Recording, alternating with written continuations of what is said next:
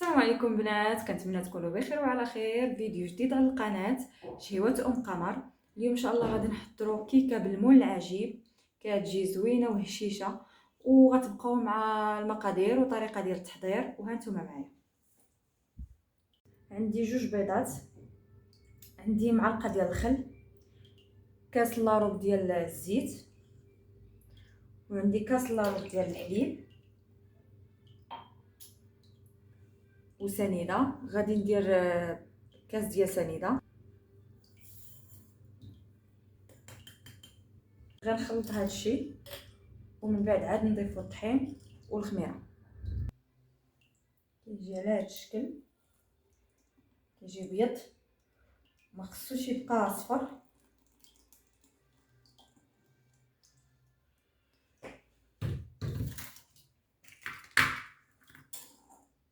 كيجي تا هو شويه خاتر.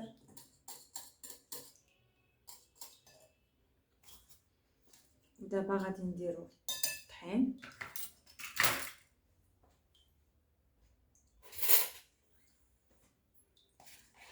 كاين 3 ديال الكيسان.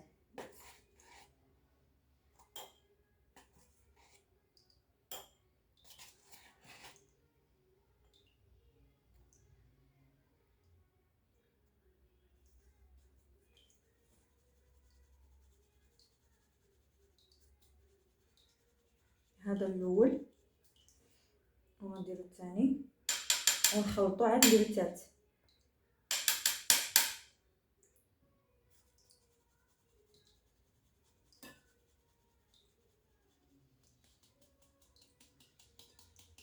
ضروري تغربلوهم، واخا الدقيق ممتاز ولكن ضروري خصو يتغربل باش ما يديرش داك الكويرات.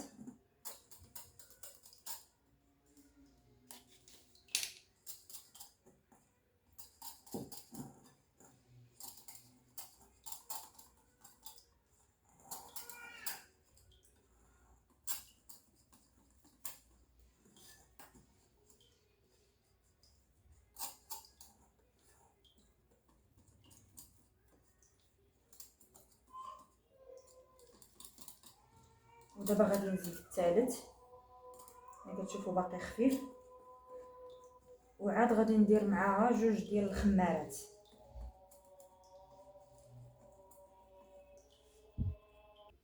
انا ضفت البنات هنا درت غير 2 كيسان ونص، 3 الكيسان لا بزاف، درت 2 كيسان ونص. ولكن انا كنت ديال العنبه، ها اللي انا باش عبرت، انا ما عبرتش ديال العنبه لانه كبارين شويه، عبر غير بهادو النيت. يعني الا كانوا ديال العنبه غادي تعبروا 2 كيسان نيشان، انا عبرت بهادو. ودرت 2 شاصيات تا هما النيت اللي غربلت، 2 شاصيات ديال بيكين باودر ديال 8 غرام، يعني مجموع 16 غرام. ودابا ها هو الخليط ديالي، ما كيتقطعش، كيجي على هذا الشكل هذا. ساهله انك باش ديري 8. ودابا غادي نجيو نديروها في المول العجيب اللي سبق ليا انني درت له الزبده والطحين. هذا هو المول العجيب. دابا انا غادي نديرو في الفران، غادي تنقصو شويه على الفران نيت بحال الشكل ديال الكيكه العاديه. ولا كان عندهم فران ديال الضو غادي ديروا درجه الحراره 170، وانا عندي ديال البوطه غادي نقص عليها شويه وغادي نخليها من 35 حتى ل 40. المهم ما تحلوش عليها البنات حتى دير 30 دقيقه ولا 34 دقيقه، عاد حلوا عليها. الا طابت من الجناب شفتوها طابت، عاد هبطوها لتحت باش تحمر. المهم هانتوما معايا. ها هي البنات من بعد ما خرجتها من الفران خليتها تتبرد، عاد قلبتها. ما خصهاش تقلب وهي سخونه، انا تفرتت. وها هي كتجي على هذا الشكل هذا رطبه وكتجي هشيشه. بغيتو تسقيوها سقيوها، يعني ولا بغيتو بلاش، انا من الاحسن ما تسقيوهاش. علاش؟ لان هي اصلا رطبه ما عندهاش لاش غاد تسقى هذا. وغادي فاش غادي ندير عليها ديك التعميره ديالها العماره ديالها، واللي بغى البنات يزينها من الجناب يزينها. عاد غادي نديرو لها الكريم باتيسير في الوسط،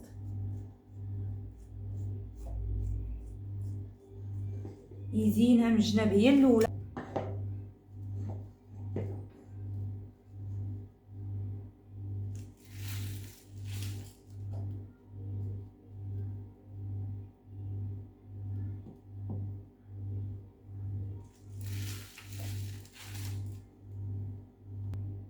من بعد ما زينتها في الجناب، دابا غادي ندير الحمارة من الداخل. غادي ندير 2 كيسان ونص ديال الحليب ونص كاس ديال الليمون مع الحامض. غادي ندير 2 معالق كبار ديال سنيده، لان الحامض مخلط مع الليمون، يعني كون كان الحامض بوحدو غادي نديرو 3 ديال المعالق، غادي تعطينا ديك الحموضه بزاف. غادي ندير 2 معالق عفوا ديال كبار ديال سنيده. غادي ندير شاصي ديال فلون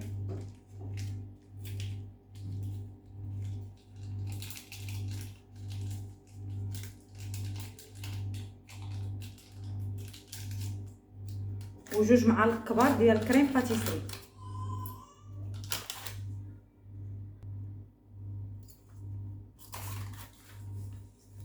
معالق كبار كريم باتيسري.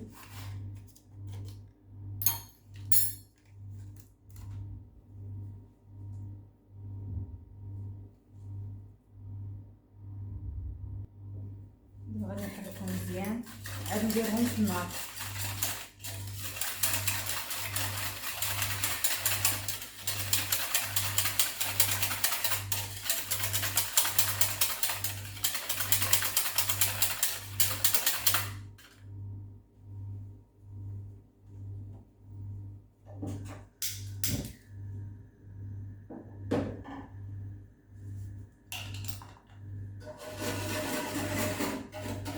انا غنبقى نحرك حتى يتقال ليا الحليب مع الكريم باتيسري ومع الفلو.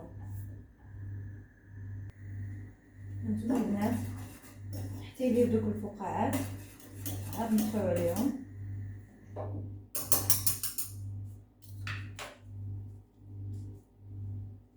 ودابا بسم الله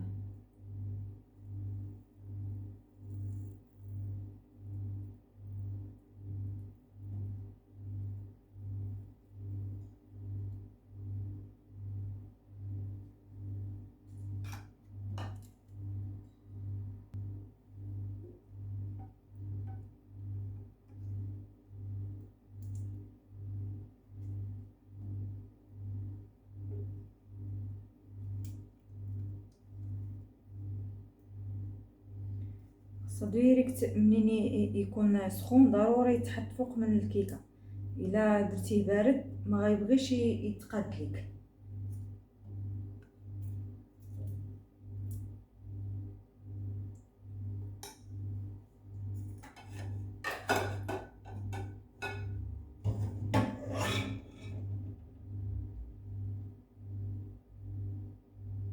دابا غادي نخليه يبرد شويه واحد نص ساعه ونعاود نخرجو.